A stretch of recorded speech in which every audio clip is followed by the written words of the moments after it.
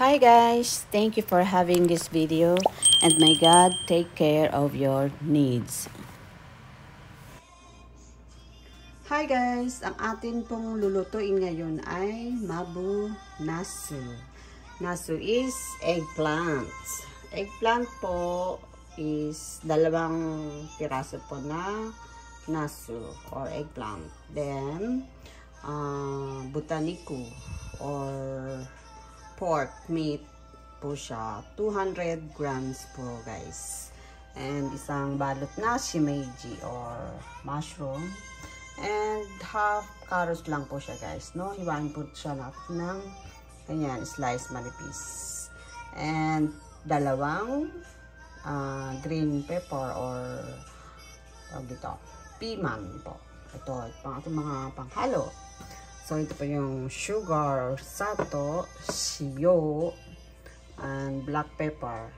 Ito po siya guys is budburan po natin itong pork meat ng salt and black pepper. And this one, kumogiko or flour, no? Ihahalo po natin siya dyan. Yan, meron na po yan. Tinimplahan ko na po. Then, ating panglasa is yan, oyster sauce, shoyu. And ang ating oil pong gagamitin is yung sesame oil or goma abora. Yun po. Umpisa na po natin ang paggisa.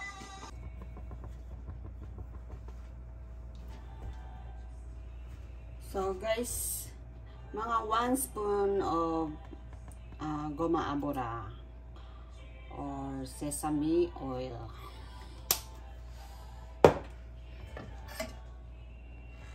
And then, ilagay na po natin ang pork meat or butaniku. 200 grams po siya guys na.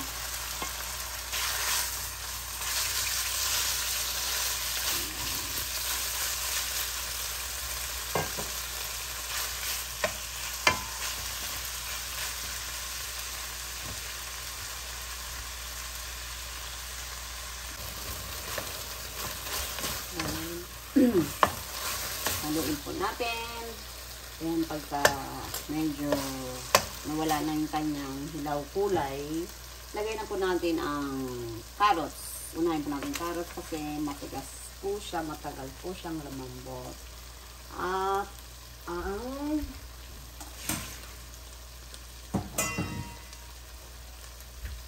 nasu or talong guys. Yan. Then, lagay po natin ang apoy sa middle.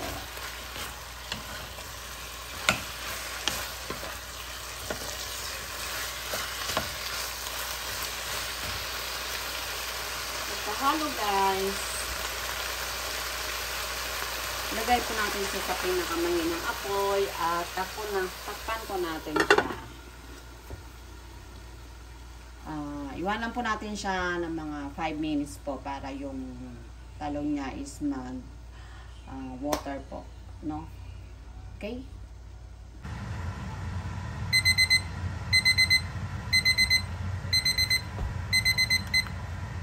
So yun guys, tapos na ba yung 5 minutes? Tingnan po natin yung talong. So medyo matigas pa rin po siya kaya hintay po natin siyang lumambot.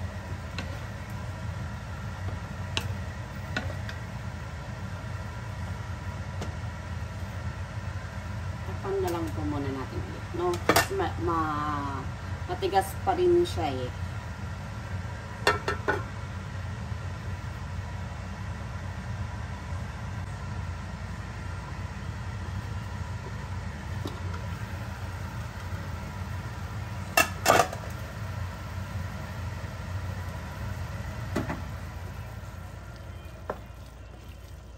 Medyo malambot naman na siya. So, ilagay na po natin ang green pepper or piman guys. Then, lagyan na po natin siya ng panlasa. So, oyster sauce po guys, 2 spoon. So, ito po yung ginamit kong spoon na.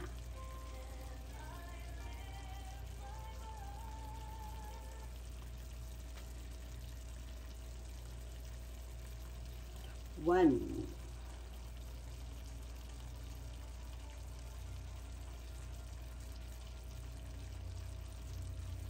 2, and toyo or shoyu.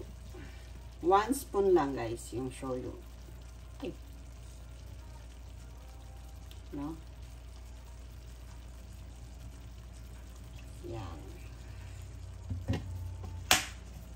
Then, sato guys.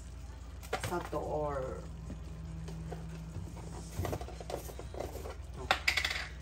sato. Sugar. 1 spoon sugar guys.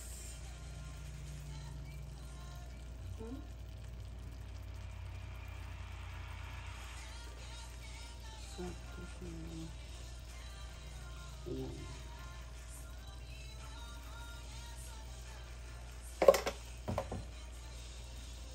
Okay. Then, iwanan po ulit natin siya guys ng 5 minutes para lumambot pa ng medyo konti. Matagal po talaga to guys siyang lutuin itong mabonaso kasi mahinang apoy lang po ang ano natin dahil pag nilakasan po natin is matutuyot po yung sauce niya or sabaw. Hintayin lang po natin na mag-water yung naso. So, wait po muna.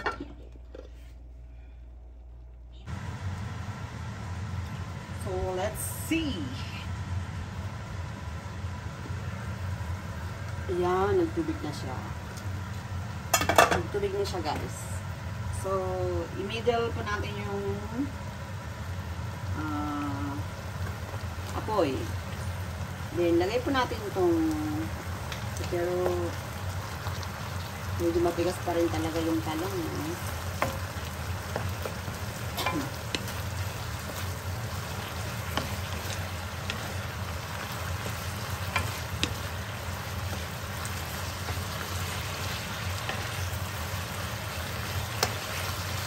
So, lagay na po natin itong mushroom, no? Or shimeji. Lagay pa rin po natin sa mahinang apoy ulit. Then, takpan na naman po natin ulit. Dahil yung talong is talaga matigas pa siya. Mas masarap talaga pag malambot malambot yung talong masyado para mas masarap kasi para masipsip niya yung sauce. Wait lang po ulit tayo guys. Takpan ulit natin. Ulit tayo. Siguro 5 minutes okay na yung talong. Okay. Ayan. Okay na to guys. I-middle po natin yung apoy. Then, haluin na po natin.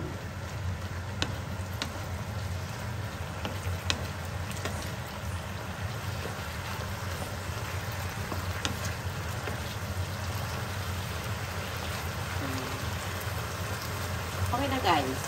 Ito na po siya. Ayan. Okay. Thank you guys.